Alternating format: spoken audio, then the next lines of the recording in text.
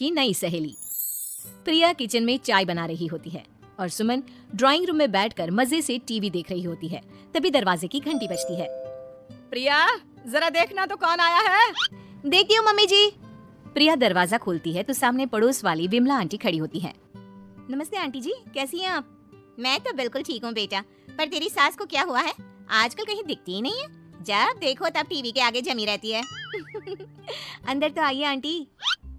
अरे ओ दीपक की अम्मा, कहाँ हो? अरे विमला, आओ आओ, क्या बात है, बड़े दिन बाद याद आई तुम्हें मेरी। मैं तो हमेशा ही तुम्हें याद करती हूँ, पर तुम ही गायब रहती हो और आजकल तो बाहर भी नहीं आती जाती। तबीयत तो ठीक है ना तुम्हारी? अरे तबीयत को क्या होना है, इस उम्र में तो कुछ ना कुछ लगा ही रहता है। मेरी छोड़ो, तुम ये बताओ कि क्या चल रहा है गली मोहल्ले में। तुम गली मोहल्ले की छोड़ो, चल तो तुम्हारे पड़ोस में रहा है। तुम्हारी नई सहेली आई है। मेरी कौन सी नई सहेली? मैं तो यहाँ बस तुमसे बातचीत कर लेती हूँ या फिर बाजू वाली शर्मा की बहू से 2-4 बातें कर लेती हूँ। इसीलिए तो कहा कि तेरी नई सहेली आई है। अब कोई पड़ोस में आया है तो बात तो होनी ही है। कम से कम इसी बहाने हमारा भी एक ग्रुप बन जाएगा। फिर सब मिलकर अपनी बहुओं की शिकायतें किया करेंगे। दोनों हंसने लगते हैं। तभी प्रिया चाय लेकर आती है और सामने टेबल पर रख देती है।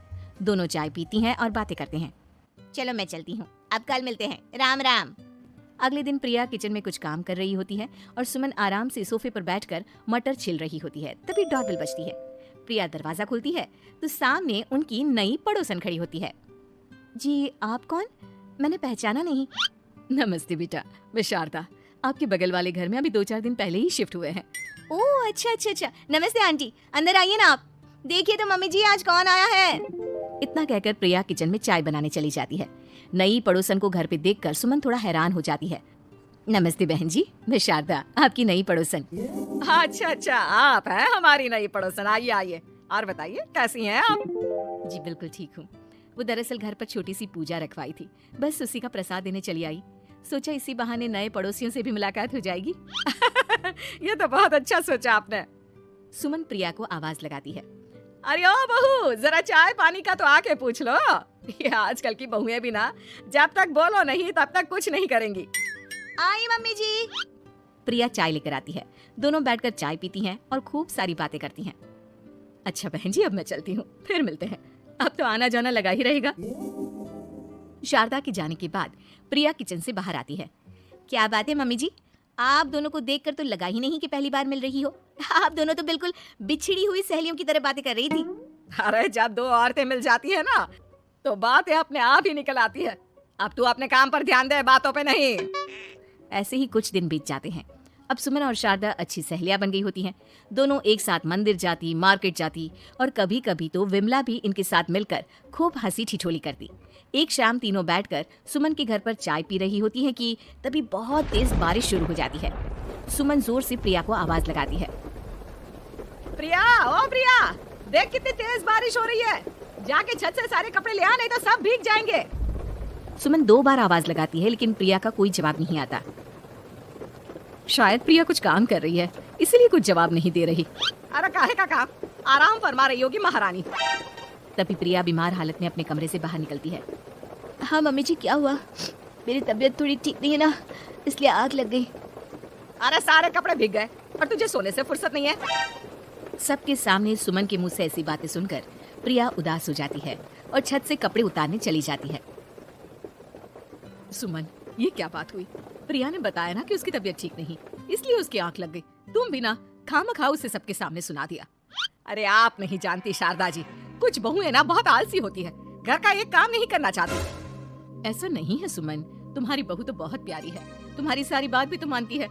हाँ सुमन, तुम प्रिया के बारे में ऐसा क्यों सोचती हो? मेरी भी 2 बहुएं हैं, लेकिन मैं उन्हें अपनी बेटियों की तरह रखती हूँ। आखिर वो भी तो किसी की बेटियां ही है ना। और अगर तुम ऐसा ही व्यवहार करोगी तो एक दिन प्रिया भी तुम्हारे साथ ऐसा ही बर्ताव करेगी। शारदा और विमला की बातें सुनकर सुमन की तो बोलती बंद हो जाती है।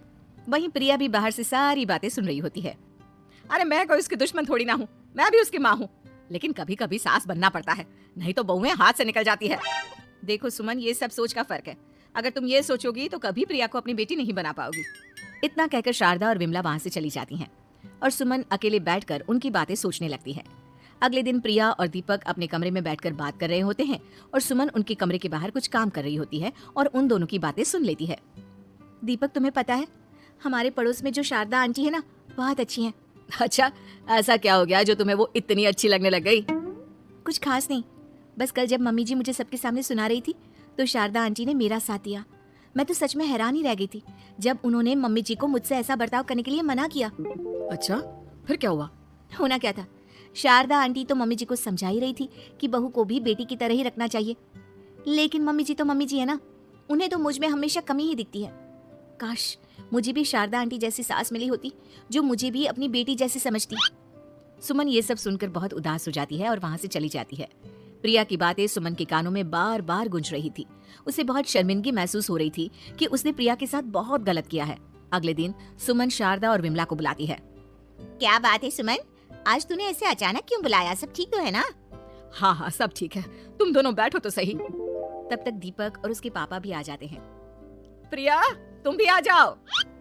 क्या हुआ मम्मी जी, आपने बुलाया? हाँ प्रिया बेटा, मैं आज सबके सामने तुमसे माफी मांगना चाहती हूँ। मैंने आज तक तुम्हारे साथ बहुत बुरा व्यवहार किया है, लेकिन तुमने कभी भी मेरे साथ बुरा बर्ताव नहीं किया। मुझे अपनी गलती का एहसास हो गया है, हो सके तो मुझे माफ कर देना। प्रिया अपनी सास की बातें सुनकर हैरान हो जाती है। उसकी आंखों में आंसू आ जाते हैं। प्लीज मम्मी जी, आप मुझसे माफी मत मांगिए, मैं भी आपकी बेटी ही हूँ। वैसे एक थैंक यू तो मेरी नई सहेली को भी बनता है, जिसकी वजह से मुझे मेरी गलती का एहसास हुआ। शारदा बहन, आपका बहुत बहुत शुक्रिया जो आपने मेरी आंखें खोल दी। अरे क्या सुमन, तुम भी ना। तो फिर इसी बात पर चाय और पकौड़े हो जाए? हाँ हाँ, क्यों नहीं।